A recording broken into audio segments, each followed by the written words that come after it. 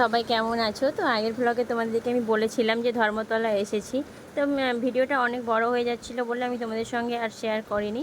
তো দেখো, ধর্মতলা এসেই প্রথমে ঢুকে গেছি চশমা দোকানে। তো এখান থেকে বনি সানগ্লাস নিচ্ছিল আর এখানে ট্রাই করে দেখেও নিচ্ছিল। তো কোনটা ভালো লাগছে, কোনটা পছন্দ হচ্ছে, অ্যাকচুয়ালি বেড়াতে যাবে তার জন্য এটা ওটা নেওয়া।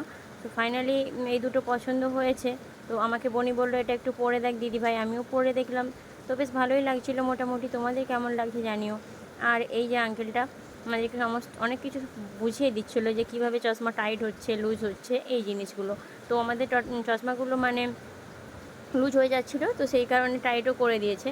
আর এই যে বোঝাচ্ছে, দেখতে পাচ্ছ কত কিছু বুঝিয়ে দিচ্ছে, কিভাবে পরবো, কিভাবে পরলে মুখে টাইট হয়ে বসবে, এইসব। তো এইটা মানে অনেকক্ষণ ধরে বোঝাচ্ছিল। অনেকক্ষণ ধরে বোঝানোর পর তারপর এটা বনি বলছিল, কিন্তু আমি আর এটা নিলাম না। তো চশমা দোকানে অনেকক্ষণ কাটিয়ে দিলাম। তো তারপর এইদিকে গলিতে চলে এলাম। এত ভিড়, এত ভিড়, ভীষণ ভিড়।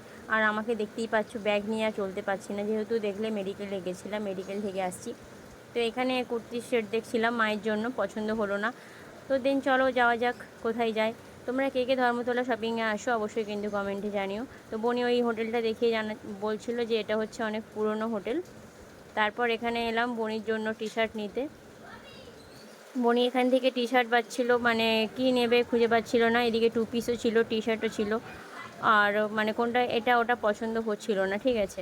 তো যাই হোক, কী কী নিলাম অবশ্যই তোমরা সেটা দেখতে পাবে। এইখানে এসেছিলাম আবার কুর্তির সেট দেখতে। এখানেও ঠিকঠাক পছন্দ হলো না, বা দামের সঙ্গে আমাদের ঠিক ম্যাচ খাচ্ছিল না। তবে এখানে আসলে ভীষণ পরিমাণে বার্গেনিংটা করতে হয়। তো ওইদিকে স্পাইডারম্যান দেখলে, সত্যিকারের স্পাইডার না, ওটা জাস্ট মানে বাচ্চাদেরকে দেখানোর জন্য। এইদিকে ছোট্ট ছোট্ট পাখির বাসা, সত্যিকারের না, এটাও কিন্তু পুতুল। এইদিকে বনি ব্যাগ পছন্দ করছিল। ব্যাগ দোকান যতগুলো ছিল ধর্মতলাতে সবগুলোই খোঁজা হয়েছে, তার ব্যাগ একটাও পছন্দ হয়নি কিংবা দামের সঙ্গে ভীষণ দাম বলছে। যেই ব্যাগ 250 টাকা সেই ব্যাগ বলছে 800 টাকা, 900 টাকা। সেই জন্য আর ব্যাগ নেওয়া হলো না। তো তারপর এখানে সবার একটু খিদে পেয়েছিল, তাই জন্য একটু আইসক্রিম খেলাম। আইসক্রিম বলতে ওই কুলফি টাইপের। দেন এখানে এলাম, এই আঙ্কেলটা মানে বলছে 150 টাকার কুর্তি 100 টাকায়। তবে কুর্তিগুলো যে 100 টাকায় সত্যি ভীষণই ভালো ছিল। মানে প্রত্যেকটা কোয়ালিটিও ভালো, পিওর কটন। এমনকি যে মানে ড্রেস ডিজাইনগুলো সেগুলো কিন্তু ভালো। তো এইদিকে ট্রেন্ডস থেকে শুরু করে সমস্ত কিছু বড় বড় এগুলো আছে এখানে। দেন আবার এখানে এলাম একটু, তারপর শপিং কিছু করার পর এখানে জুস খেতে। তো সবাই বলল, মানে আমি আর বনি দুজনে বললাম কি মানে মৌসুমি লেবু জুস খাবো। তো এখানে মৌসুমি লেবু জুসটা বানাতে দিয়েছিলাম। দেখো ফলগুলোকে কীভাবে ঝুলিয়ে রেখেছে, আর এত এত মৌসুমি লেবু। আর আমাদের ওইদিকে তো মৌসুমি লেবু মানে পিস হচ্ছে তোমার 1 টাকা, মানে একটা পিস 10 টাকা 15 টাকা এরম। তো চলো এখন বাড়ি যাওয়ার পালা। বাড়ি যাওয়া বলতে বনির রুমে যাব। অনেকক্ষণ কেনাকাটা হলো, ঘোরা হলো। আর নয়, সন্ধে হয়ে যাচ্ছে। অলরেডি এসপ্ল্যানেড মেট্রোর কাছে চলে এসেছি আমি। মানে বলতে পারো অনেক দিন পর আমি মেট্রোর কাছে মানে মেট্রো করে যাব অনেক দিন পর।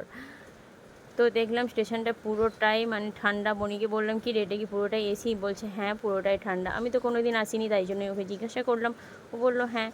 তো মানে ধর্মতলায় এটা দেখলাম যে দুপুরের দিকে আমরা যতটা না ভিড় পেলাম, তারপর কিন্তু সন্ধ্যের দিকে মানে যখন আমরা বাড়ি ব্যাক করছি তখন কিন্তু ভীষণ দোকান বসছে আর ভীষণ পরিমাণে ভিড়।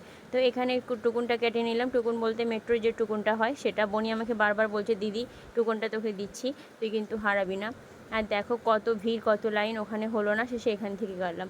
তো আমরা ভুল রাস্তায় চলে যাচ্ছিলাম। বনি বললো দিদি এদিকে না, নিচে দিয়ে যেতে হবে। তো সেই আবার নিচে দিয়ে গেলাম হেঁটে হেঁটে। বনিকে বললাম এসকেলেটারে যাবো, বনি বললো না চল। বনির কার্ড ছিল, ও এখানে মানে সোয়াইপ করেছে। আর আমার যেহেতু কয়েন ছিল, ও বললো দিদি এখানে টুকুনটা রেখে চল। তো তাই জন্যে আমি চলে গেলাম। তো একটা আঙ্কেলের কোনোভাবেই হচ্ছিল না, অনেকক্ষণ চেষ্টা করার পর হয়েছে। তো যাই হোক, আমরা চলে এসেছি এখানে।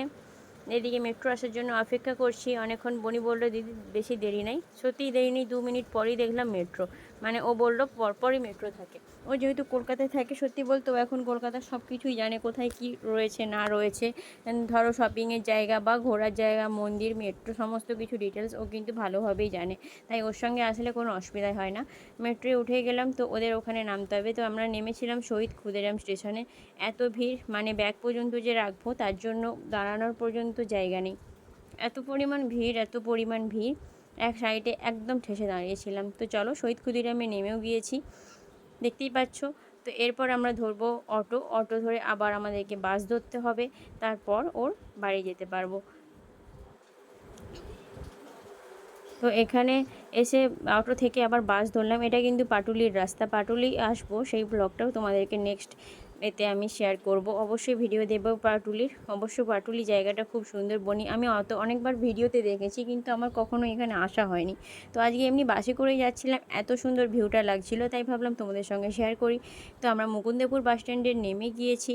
আর এই যে এত বড় বিল্ডিংটা অভিদীপ্তা, সত্যিই দেখলাম সামনে থেকে কত সুন্দর।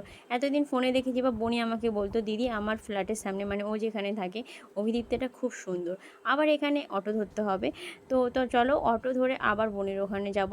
আজকে বনির যে রুমমেট ও কিন্তু নেই, ও বাড়ি গিয়েছে। সো বনি আর আমি দুজনেই কিন্তু রুমে থাকবো।